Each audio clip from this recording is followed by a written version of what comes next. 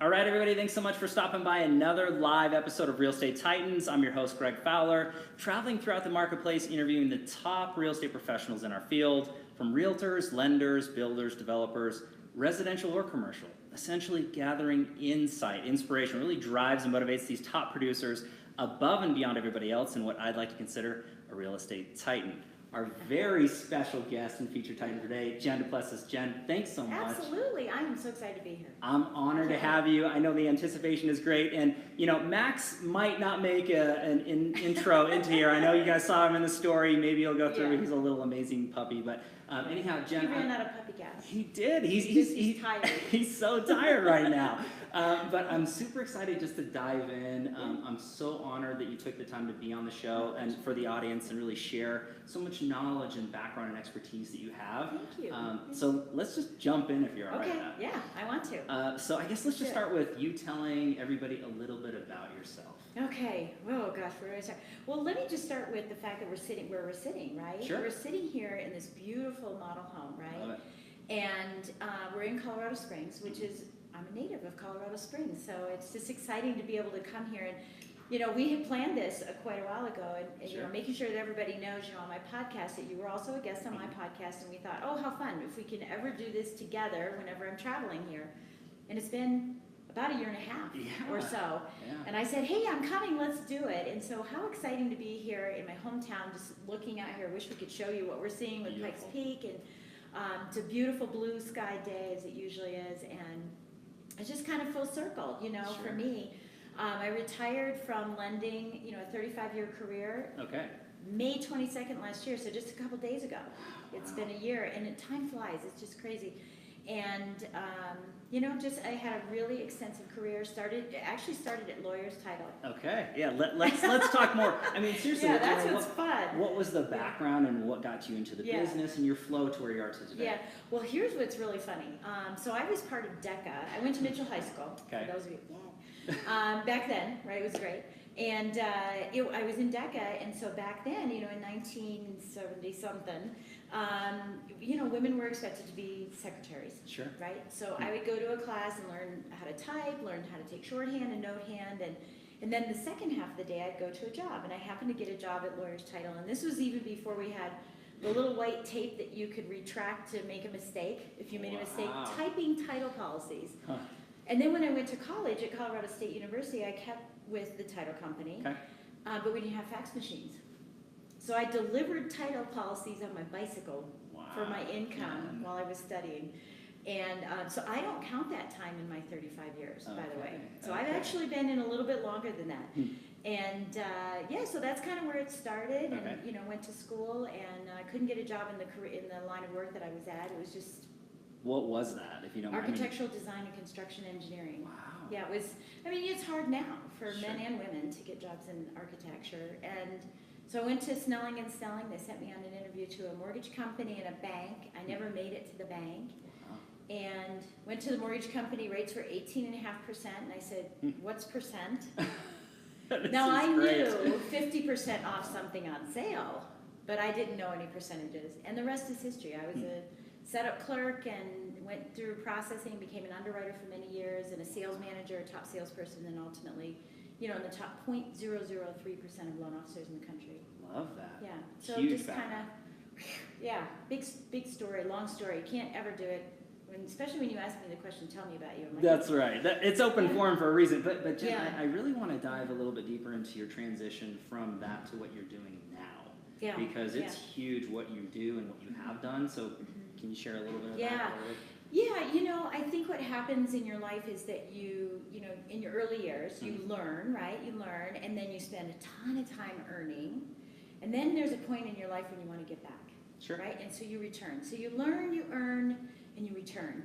And I was straddling that earn return for so long, you know, that I had been there, done that, right? I had a team. I was in my book, Launch, How to Take Your Business to New Heights, I talk about finder, minder, and grinder, right? And so I was the finder. I had already done the minding and the grinding, and now it was time to move on to something else. And but it was kind of a fix. It's like, you know, what do? I could do mortgages, or I could go, what can I do? What can I do? And the day the day that I became an originator, because I was mostly in ops, because that's what women did, mostly in ops in the early years, the day that I came out and became a loan originator, I said, you know, I'm going to be an educator. And so from day one, all I did was teach realtors. That was my sort of specialty. I became the dominant expert in the market for teaching. Love it. And so I did CE classes. That's what I did all the time. I was constantly doing these CE classes, and they morphed into other people saying, well, can you come teach us? And could you coach me? I think my first coaching client was $179 a month. Wow. And yeah, I'm a ways from that now. A little different now. A little different now, yeah. But it really was a nice fix for me. But it was also really good because I was able to keep my finger in the pulse of what was going on for everybody, to identify their pain and not just my pain, because I had pain too, you know, breaking through different levels, and it allowed me to stay within everybody's pain. And I just really enjoyed watching people be successful. Wow. And it just brings me a lot of joy when someone says, that was a great nugget. You changed my life. And I don't always know that happens. So, you know, we might talk about something here today that you go away and say, oh my gosh, that changed my life. And I'll never know about it. And that's okay. But that's what I'm giving back now. That's what I'm excited about. So I'm coaching, speaking. I'm now an international speaker. And I know you speak too. I can't wait to get you on one of my stages. And, you know, I'm just, oh gosh, I'm meeting all these unbelievable people. Les Brown, I'm now on his faculty, and I'm traveling with Les Brown, and I've spoken with so many famous people. It's just great. I'm not there where they are. Oh, come on, the humility is here. That's exactly what that is. But it's a great thing for me to be reaching high too. Sure. You know, I don't always want to be not stagnant. You know what I mean? I want to reach high. So it's good. I'm surrounded by some really wonderful people. And so now it's a new series, and it's a new place in my life, and I'm absolutely loving it. Wow. I mean, to me, your reputation and influence is huge out in the marketplace, and what you do and what you've done and continue to. So I'm really, really excited just to dive a little bit deeper into that. Yeah. That was a really good window into Jen, but let's go into the next question, if that's right. It's the why, right? Yeah. So Jen, what motivates you? What drives you to do what you do to the level that you do it at? Yeah. Well, that's a really long story. Sure, yeah. I'm going to try to shorten it. Just a little. I'm going to try to shorten it up, a little bit. You know, if we rewind, right, and go way back to my childhood, and I think that a lot of all of us, our mess becomes our message, right? Yeah. Whatever we experience in our lives becomes the message we want to give out to the world. Sure. So, you know, my father was an alcoholic. I'm one of 37 first cousins, so we're a big family, big Catholic family. Wow. But I was the only one who was an only child. And so I had all these cousins, and it was just me. But my dad was an alcoholic, so we were the poorest. You know, he's the alcoholic. They smoked, you know, that kind of thing. Wow. And the rest of them didn't. And so my name's Jennifer, and he called me Jenny. My whole family calls me Jenny. Don't ever call me Jenny. Now, you know, just in case you were thinking about it, don't do it. Right, and no, I don't like the Jenny. And yeah, so he would say, and he had nicknames for everybody, you know, and it was Jenny who ain't got a penny for me, Dan the man, Gene the machine, he had all these names, so he didn't think anything about it, and I actually didn't either for a long time. I would just take a penny out of my shoe and say, oh, I have a penny. I didn't quite understand it, right? Right. But it wasn't until the day that he said to me, you know, you're going to be just like your father. You're going to amount to nothing. You're going to be an alcoholic. You're going to be poor. You're never, ever going to be anything. And I thought, well, why would you ever tell me that? But I don't know what it was. I can talk to him about it today, but very carefully, because I start crying all the time. Yeah. Made a huge impact, right? Okay. Said that to me, no big deal.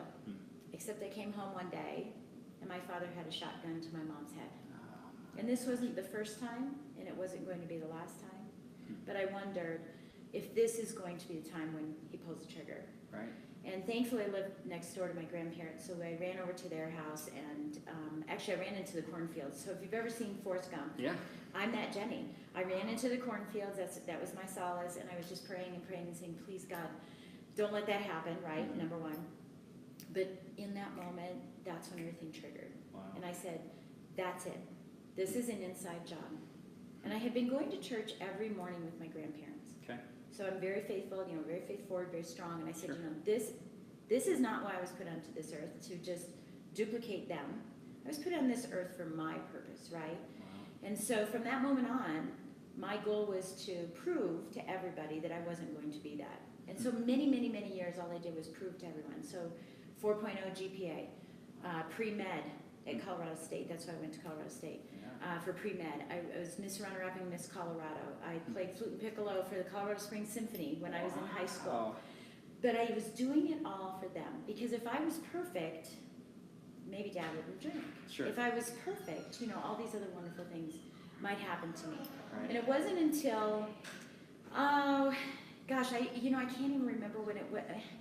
Maybe the early 2000s or something. Okay. And I was trying to break through a glass ceiling for myself. I was closing 18 loans a month every single month. Wow. And I had more loans in the pipeline, but I couldn't break through. Okay. And it was driving me crazy. And I realized I had to get out of my own way, you know, and that was like a major breakthrough. But that breakthrough was, I don't have to prove to people anymore. Okay.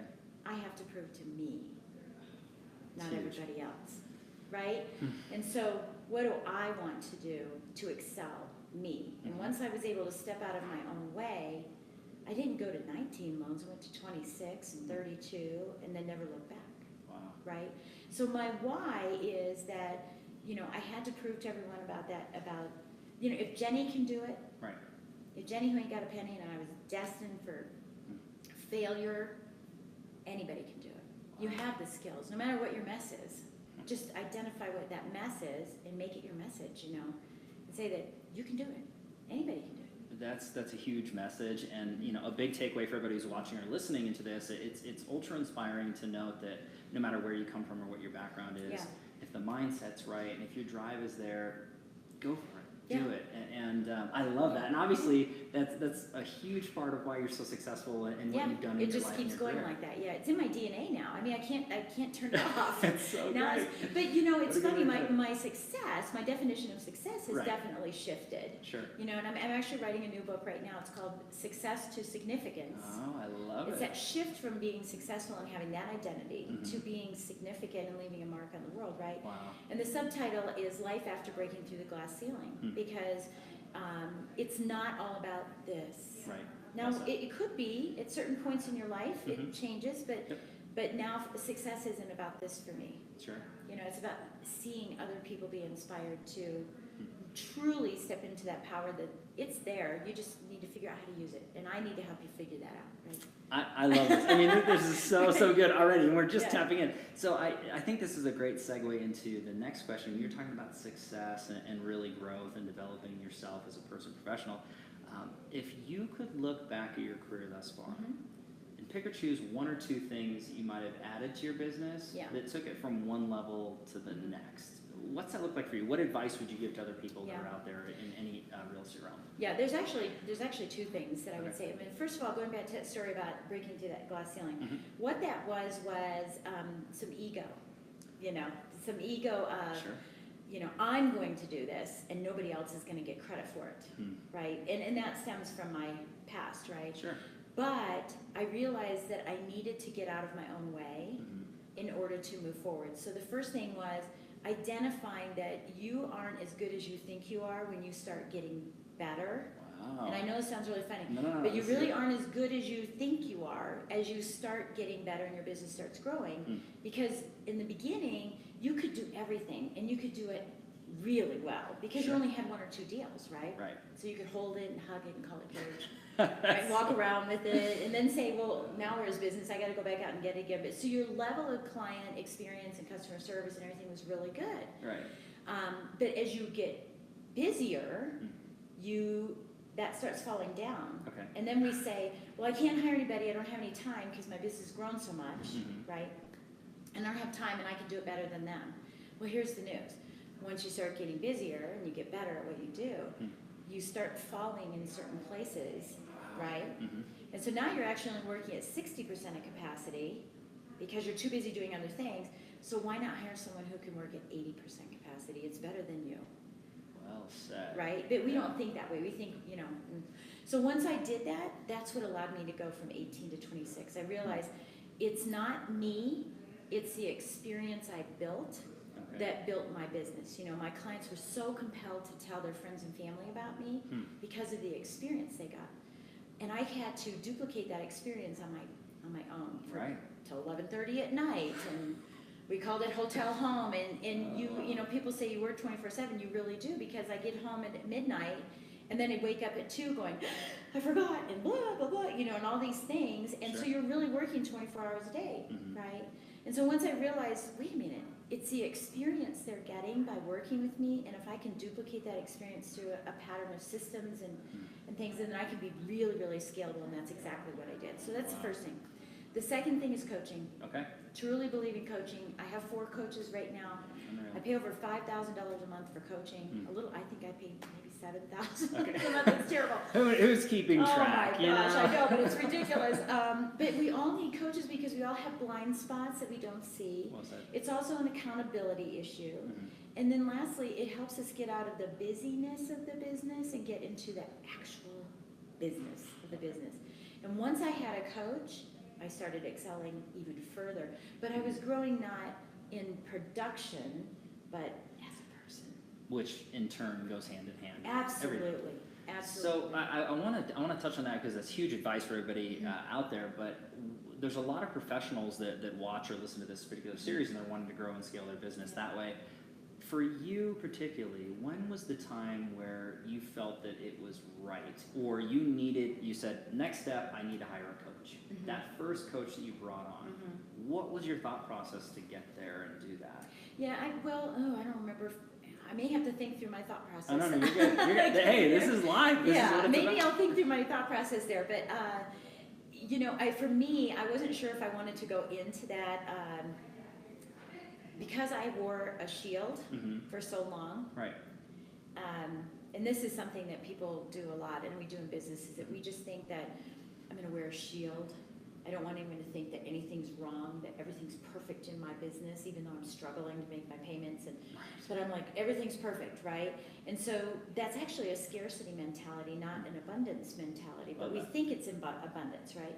So I started poking holes into my armor and being more vulnerable and letting people see the real me, because that's like business, right? We want to work with people we know, like, and trust. Well said.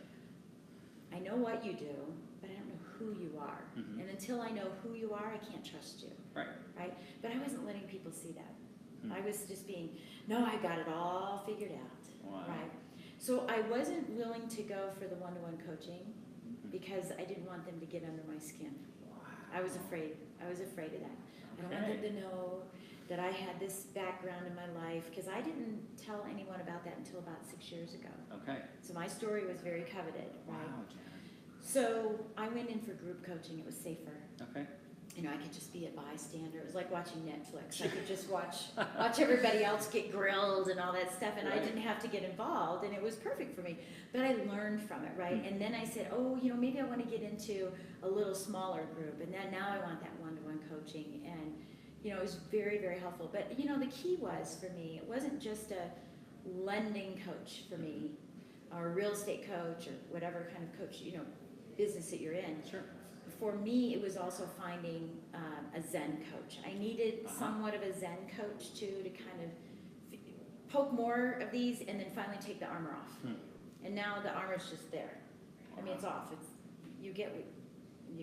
Well, which is great, and then you've upgraded to multiple coaches, and I think that's a good stepping stone for anybody who's thinking about that, or at the time and the place in their life, doing those group sessions and then working your way into something that's a little bit more tailored. If you're afraid of that vulnerability, you'll get more out of one-to-one, but you know, if you're afraid of that vulnerability, or you're not really sure and you want to just dabble and see what coaching's all about, then I would say, you know, step into some kind of coaching. Doesn't matter. This is huge advice. Hopefully everybody's writing this down, taking notes. This is really, really applied knowledge into it. I do want to shift gears, and you might have already addressed a little bit of this so far, but I do want to dive a little bit deeper. This is the tricky part of this particular interview. It's the challenge question. Okay. I always lead into it with, you know, like, I mean, everybody deals with challenges, right? Right, in the past, now, into the future. No one's exempt. But I think it really, really defines who we are, an opportunity to overcome that challenge. So if you're comfortable sharing the challenge you I'm dealt comfortable with, sharing anything anymore. let's do it. It's gone. It's all gone. What's that for you, Jen? I mean, the challenge for me. should I be speaking towards being a lender and what the challenge was, That's or what it is so, now? Because it's different now, you know, obviously. with what I anything do. that really defined you, that Yeah. you said, I look back on and I overcame that, and it was something that you know, can inspire people to understand that we all have struggle, we all have hardship. Yeah. There again, there's two things. Okay, two yeah, things. sure. But they go together. It's be yourself, everybody else is taken. Okay. Okay. We tend to, so let's say someone's watching this and they're going, oh, I want to do an interview thing like that too. Sure. But they can't stand being in front of a camera. I mean, for us, we don't care. The camera's here, we don't care, right? Right, but it, you know, so it doesn't align with your goals. And so my premise in everything I do is that a life of values adds more value everywhere in your life, right? Yeah. It's finding your core values. So you can't come in and say, hey, I want to do that because that looks really cool. And it's the shiny object syndrome, right? And so you're trying to be like everybody else because they had a cool ad and you like their colors and you like their font and you like what they're doing. But if it doesn't align with your practice, everyone can see through it, right? And I think that that's the wall that we keep hitting and just saying, why is it? Because it's constant wall hitting, redirection, new shiny object, wall hit, new direct, right? And we can't get through that wall. And we're going, I do everything that they do. I'm just as good as them. The thing is, you're doing something that's good for them and not something that aligns with you. Well said. Right? Okay, yeah. And so what happens is you're stressed, you're overwhelmed, you're overworked, you're not making the money you want to make, right? You're screaming at your kids, you're compromising your family, you're compromising your health, you're compromising everything to chase somebody else's dreams and style and everything else. So be yourself. Okay. Right? Yeah. I think that's the biggest thing. For me, the biggest challenge I had was because of the armor I wore, I thought I had good relationships, good business relationships, but they were all superficial. Oh, no. They'd come and go and come and go and come and go, and there was really no depth. And so people would say, I really want deeper relationships, right? And I would say that too. I want really deeper relationships. But I couldn't go deep because I wasn't willing to open up, right? And we put that, I think, I put that facade on for a different reason, but I think a lot of us put that facade on because we want to be very, very professional. Correct. I hope you think I'm professional even though I'm sharing, Yes. right? Yeah. So there's that likability that happens. So it's the difference between chasing clients and having clients chase you. Right. So if I love peanut butter cookies, then I'm going to sell peanut butter cookies because it aligns with me. Sure. I don't need to have everybody buying my cookies. Right. I just need to find the people that like peanut butter cookies, and they'll just naturally be attracted.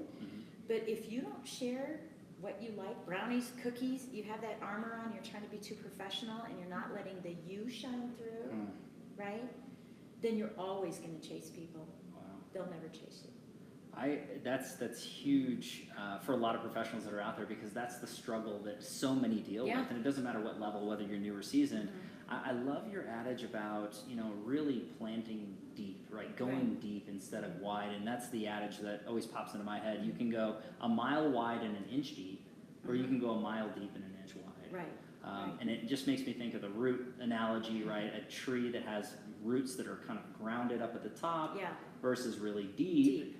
Wind blows that right over, but a deep-rooted tree is going to stay the test of time. And that's really what you're coveting and speaking to everybody out there. That's so true. And it's a little of both, actually, because, you know, at some point, if you go too wide and it's all superficial, you're going to run out of people. Right. Right? You'll just burn through. You're going to run out of people. Going really deep with a handful of people it can be, in my opinion, it's just my opinion, but it can be very self-serving. Okay, you want to go deep because you want to make money, right? When you get to the point in your life and your career where you can say, I can go wide enough, you don't need everybody, just need a handful. I built my entire business on 22 people. Okay, we're going deeper here. This is really good. Right, I mean, I had thousands in my database because doing over $1 billion of loans, I had a ton of people in my database, but 22 people, right? So I went wide enough and deep enough with those 22 that what I like to call rich relationships. Love it.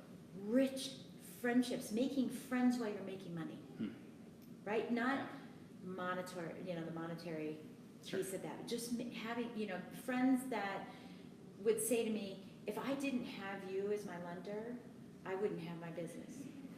That's where you want to go. I mean, what do you want to build? That's something for people to think about is what's your why. what do you want to build? I wanted to have impact on someone's career and be that roaming coach for everybody. Love it. So I think it's huge. That speaks volumes, kind of right? Yeah, I love all this stuff that's coming out, and again, this is just so deep and rich with data and information. I love this segue into the next question, and thanks for sharing, Jen, because it's not easy to air stuff out, and I know you're super comfortable. Not everybody is, but I do want to go on to the next one. This is actually one of my favorite questions. It's to travel back in time. Yeah. So if you could travel back in time and give young Jen a piece of advice or two. Yeah. Well, I definitely have a theme going on here today, right? Yes. Take off that frickin' armor. Take off that armor sooner. You know, be real. Be me and be real. It's just something that has to happen with age. Okay. Age, it's just a number, but it just maybe, has to happen not. with it is, but if I can tell people to just not be fake, again, be yourself. Everybody else is taken. Just be yourself, and the people that are drawn to that will come right to you. Wow. Trying to be something for everybody. It's just going to take a long time. So that would be the first thing, is like, get that armor off. Okay. The second thing is invest in what we do, right? We're lenders, title, and real estate, right? For sure. I don't know how many realtors I've talked to, and I've taught thousands of classes, right? Sure. That don't own more than their own home. Wow. That's like me being a Mary Kay consultant and saying, you should wear Mary Kay. I don't wear a Mary Kay. I'm not going to do You that. should wear Mary Kay, right? Wow. And so I hear, clients say, is this a good time to buy? Yeah, you should be buying. This is the right time. Then why aren't you buying? You're Good the point. lender, you're the title rep, right? You're the real estate agent. Why aren't you buying? If it's really that good of a time, why aren't you buying? And here's why. You didn't save. You didn't save for the rainy day. You didn't save to plan. And so everything I've done in my life has been by design and not by default. Okay. Right? There's been some defaults because we make faults. We're human. Sure. Everything's been by design. For me, I wanted to get out of lending at 35 years. Okay. That was a magic number for me. It's probably a menopausal thing Okay. that happened to me. That I'm like, I am not telling anyone I've done this for 40 years, because that's what attorneys do. Wow. When they shuffle across the floor when they're older, right? So I just didn't want to say 40 years. Okay. Right? Not that I didn't have lost passion or anything. I had other things I wanted to do in life. Sure. And I also wanted to retire by the time I was 55. Okay. And so I was 54. I was 35 years in, 54, and then I turned 55 later on in the year, right? So by design, and preparing for that exit so that it was on my terms. Wow. Not because I had no other option, right? I was too old, the business was too hard, competition was too whatever, Right. but it was by design. And so I would say, think out into that future. What do you want? Okay. What do you really, really want out there? And plan for it today. Don't start planning for it when all of a sudden you're, I think I better plan for it, right? Plan in advance. And I think that's a really, really big thing. So be yourself and plan in advance for whatever your exit is, for whatever it is, life. Why are you doing this? Right? Same thing. I really appreciate that, and I know a lot of people do as well. I mean, I think that touching on the initial thought of being an original, the trailblazers, the mavericks, the people who aren't afraid to be themselves. Yeah. They're the ones who are making the waves in a positive. They're the legends in the world who are really making an impact. Correct. Disruptors. And no one wants to work with a robot who walks like a duck, talks like a duck. They want to be genuine, as you said, get to know, like, and trust, but then be something different, be that original. Today I posted a meme that literally says, stay original. Yeah. So I'm a firm believer into that, and I love that you mentioned that. So everybody needs to hear that again and listen to that very specifically. But the other note into that is really planning. That's just so brilliant, and it seems so commonplace. But from hearing it from you, Jen, it's just nice for everybody else to be reminded again if they needed that, because it makes perfect sense. Well, and especially for the new people that are in the business, whether you're young and new or whether you're older and new in the business, right? It doesn't matter. But we all had our heyday before the crunch, and everybody was making all kinds of money and spending money and having all these crazy things. And thankfully, we were never like that. We were just accumulating properties. Every loan I closed was a means for how do I get another house, right? Because the more homes I have, the more opportunities I have to retire earlier, right? So I think that's where the difference is. So it doesn't matter where you are in your practice is that every single time you close it's sale. So if you're not a realtor, Sure. every time you close a sale, what percentage of your money is going to be dedicated to your future? Okay. You're helping other people with their future, but what are you going to do for your future? And so start today in doing that. And I didn't do it right away. Sure. I did it because I was trying to prove to everybody everything, right? But when I did, I was like, gosh, you know, I wish I had saved back. And we all know the books, the different books, you know, about the latte factor and about saving pennies, and we know all that. So the sooner you can start working towards that and buy your own product, I mean, it's one of the best investments around. Right? Sure, agreed. How can you break that down? And Go again, buy Bitcoin. that's right. We're not going to go into cryptocurrency, everybody. That's a whole nother podcast. That's a whole and series. thing. But Jen, that was awesome. And again, that's not just great advice for young Jen, but everybody who's watching and listening, Everybody. myself included. That is huge information. So I do want to shift gears, and this is actually a crowd pleaser for this particular series. Okay. It's the feeding of the mind question. Okay. Yeah. So everybody really wants to know what the Titans are feeding their minds, how they're growing, and how they've scaled that way. So books you're reading or have read, podcasts you're listening to or listen to, coaches and or influencers that you follow. How are you feeding your mind?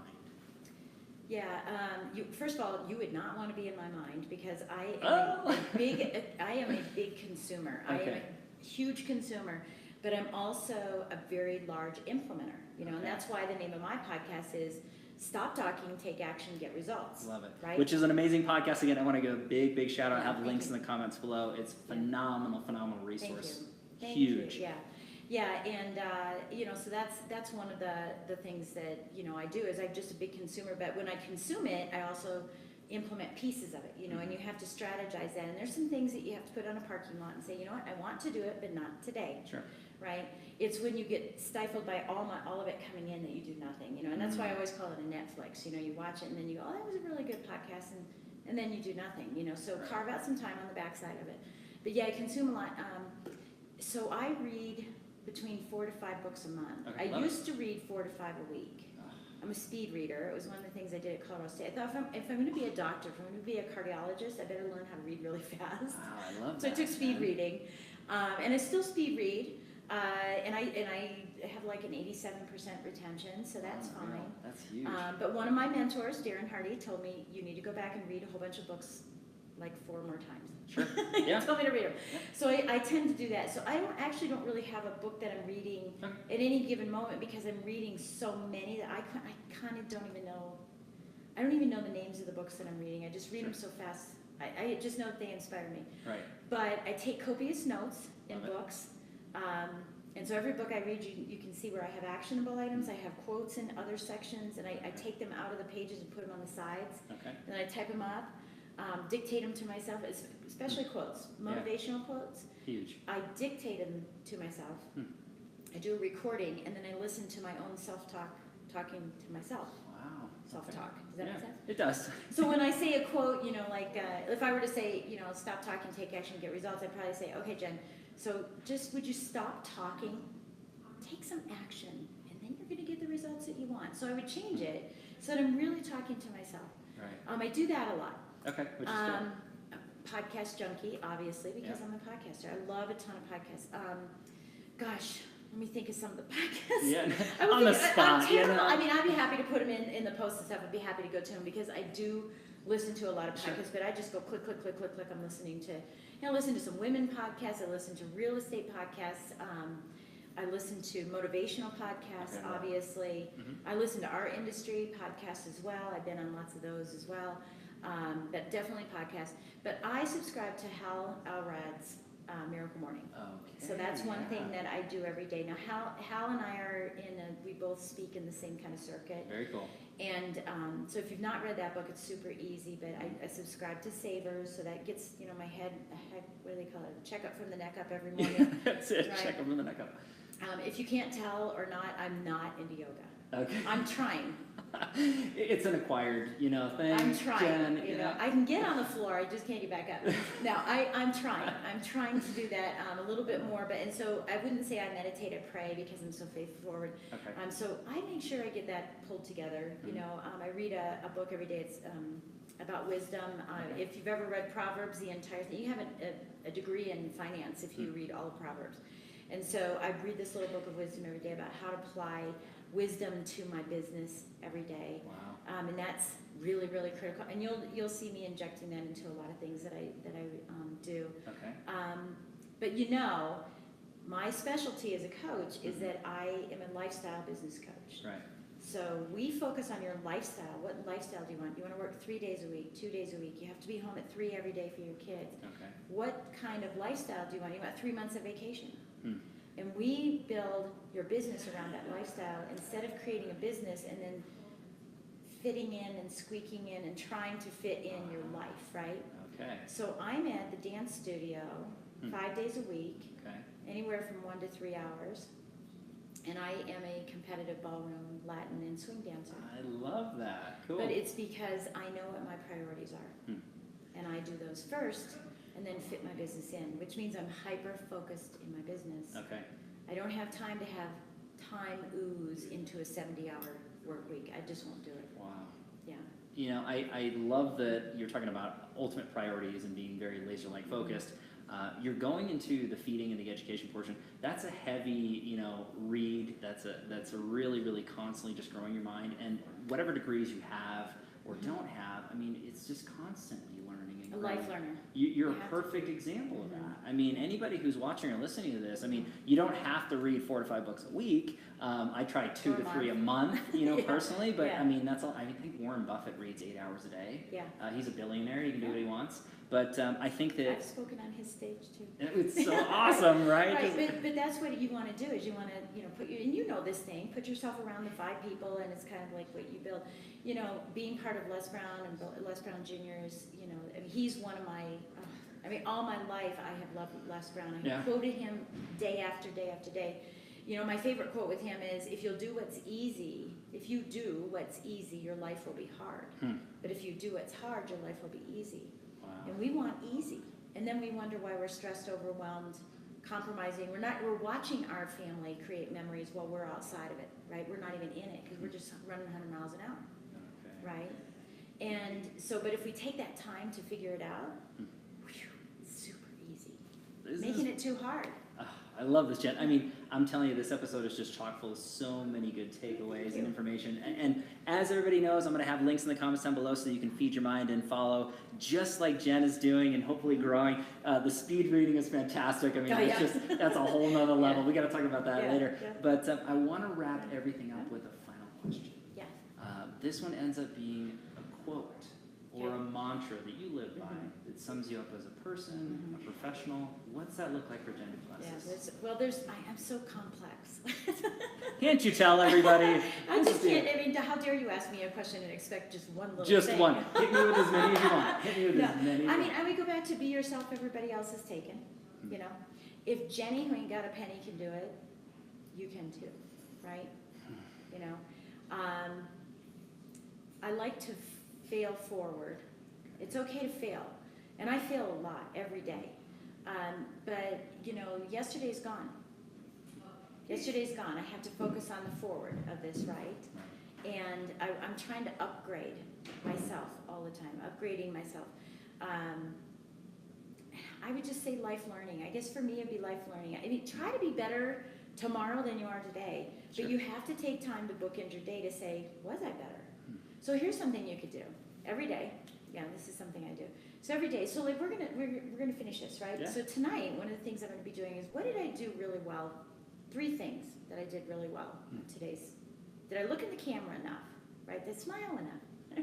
What did I do? Did I speak up? Right? Whatever it is, I'm gonna look and say, what are the 3 things I did really well today? And then what are 2 things I didn't do so well? Okay. Okay. And it's not the whole day. It's this interview. Then I have a coaching call. How did I do on my coaching call? Then I might have another podcast, right? And you might have a meeting with someone or whatever it is, right? Sure. So 3, 2, 1. So 3 things I did really well. 2 things that I didn't do so well. And 1 thing I can improve on. Wow. And tomorrow, you'll be that much better. Right? Sure. But if you don't take the time to do that, then tomorrow you'll probably be like today. And then you'll wonder why your business doesn't grow and why things don't get better for you. Right? So take the time for yourself. I mean, it's super, super, super easy. And I would say do it at every single thing that you've done for the day. And there's a huge level of honesty, humility, character for you to be able to do that, right? When you're doing it with yourself, it's okay. Nobody's going to see. That's right. no one knows. But it's Nobody's for your gonna own see it. good. It's for your own good, yeah, it's for your own good. But I think, you know, a 3-2-1 every single day is really a good way for you to know, you know, did I read enough? Did I not read enough? You know, oh, I was reading that book, but my mind drifted because that deal is blowing up or whatever, right? And so what did I do well? I tried to read, but what didn't I? You know what? Phone goes off next time. That's how I'll improve it. Because you never know, and that next page could be that one thing that changes your life. Hey, look, Jen, that was amazing. You heard it here, everybody. Please, please subscribe to Jen's podcast. Take a look at everything that she's doing online. It's fantastic. And again, really making an impact in the communities that she works, all internationally, which is fantastic into that. So Jen, it's been an honor to have you. You are an official real estate titan. You. I didn't need to tell you that, but you are for sure. Everybody, thanks so much, as always, for your time and attention, your love and support. If you like what we're doing here at Real Estate Titans, do not forget to throw a like on Facebook page. Absolutely. Also, subscribe to YouTube, iTunes, Spotify, and Google Podcasts. Live every Tuesday and Friday afternoon, a different Titan, a different location, and we'll catch everybody on the next live episode of Real Estate Titans. Bye, Take care. everybody. Have a great weekend.